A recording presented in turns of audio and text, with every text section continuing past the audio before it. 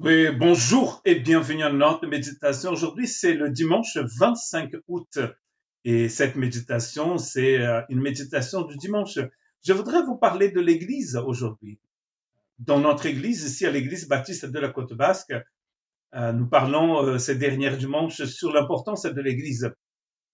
Aujourd'hui, comme dimanche dernier, nous avons parlé justement de cette importance. Et moi, je commençais le culte avec une phrase. Je suis végétarien, mais non pratiquant.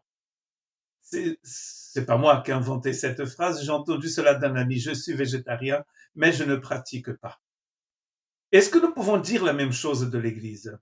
Je suis chrétien et je ne pratique pas. Ça n'a aucun sens, n'est-ce pas?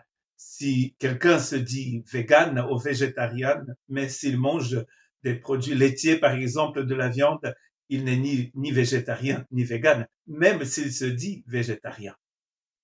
Il y a 2 ans, je faisais un mariage dans le 64 et c'était un mariage de personnes qui n'étaient pas forcément catholiques, pratiquantes, mais qui n'étaient pas non plus protestantes, ces personnes-là. Et donc, j'organise des mariages parfois de personnes qui ne sont pas de notre paroisse, ne sont pas de notre église.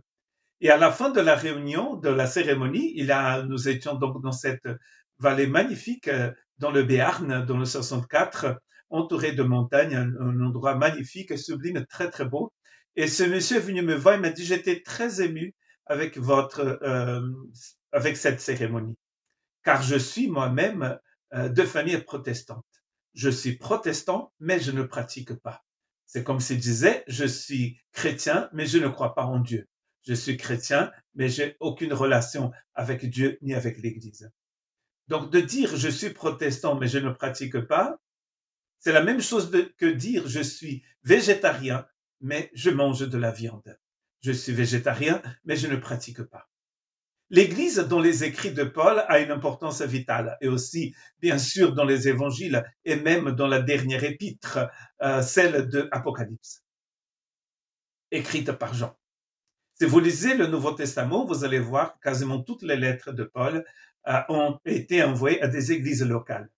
Jacques aussi a écrit à une église locale. Un Jean était écrit à des chrétiens d'une église locale aussi, d'une région. Un Pierre, et peut-être aussi 2 Pierre, ont été écrites à des églises.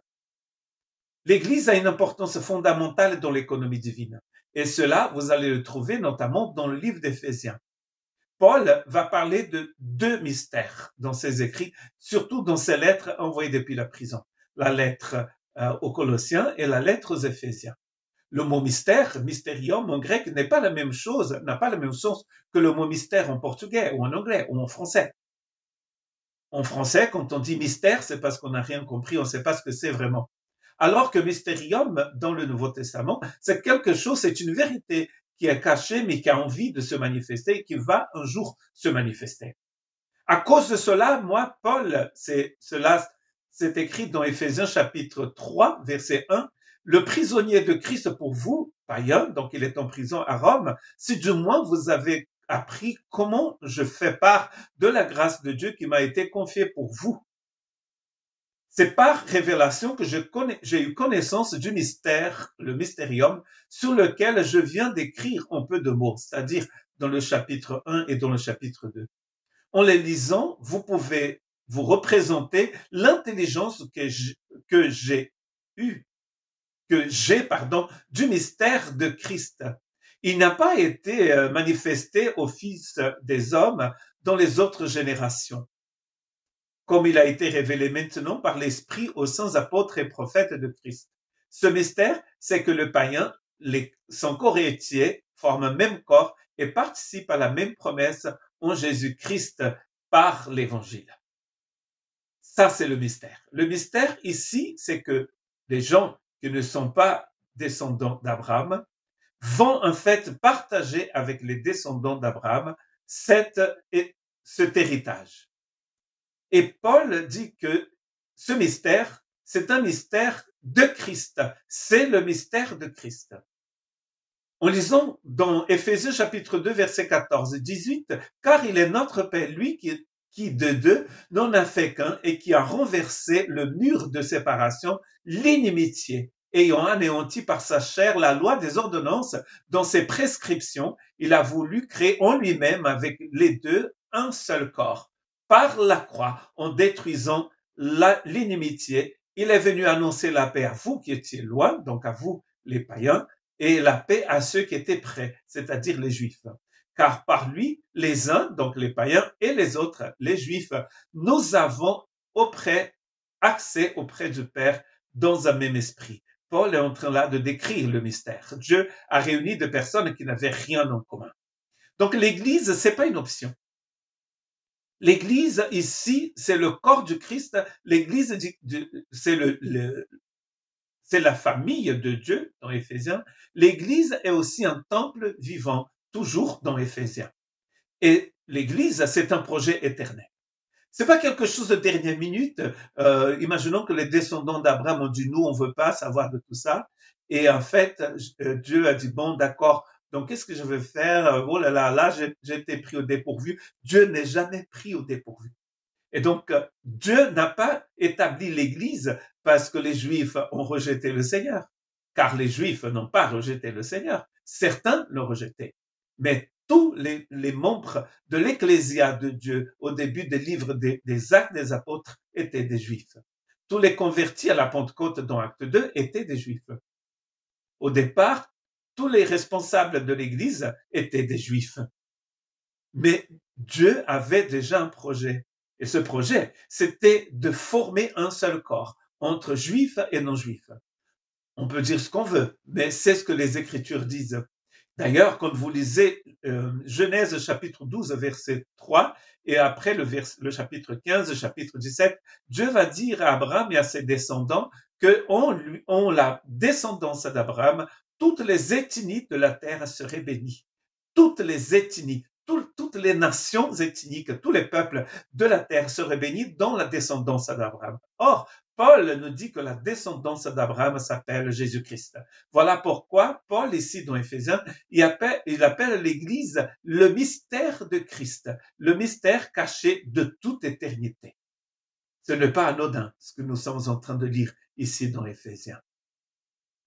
Un autre texte d'Éphésiens qui parle aussi donc de cette merveille, de cette église, c'est Éphésiens, bien sûr, chapitre 3, versets 8 à 11. À moi qui suis le moindre de tous les saints, cette grâce m'a été accordée d'annoncer aux païens, les richesses incompréhensibles du Christ et de mettre en lumière le moyen de faire connaître le mystère caché de toute éternité en Dieu, qui a créé toutes choses. C'est pourquoi les dominations et les autorités dans les lieux célestes connaissent aujourd'hui par l'Église la sagesse infiniment variée de Dieu, selon le dessein éternel qu'il a mis à exécution par Jésus-Christ notre Seigneur. Est-ce que vous avez bien vu, lu, entendu le mot éternel? L'Église, c'est un projet éternel.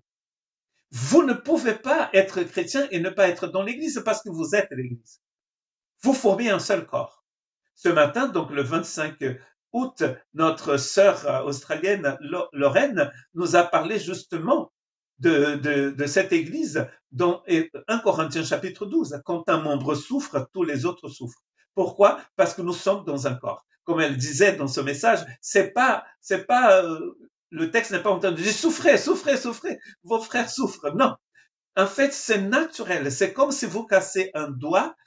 Si vous cassez votre bras, tout le corps va souffrir. C'est pas que le bras, la tête, enfin le restant du corps ne veut pas dire oh c'est pas mon affaire, c'est pas moi qui est tombé d'un arbre, c'est pas moi qui ai cassé. Non, en fait tout le corps souffre.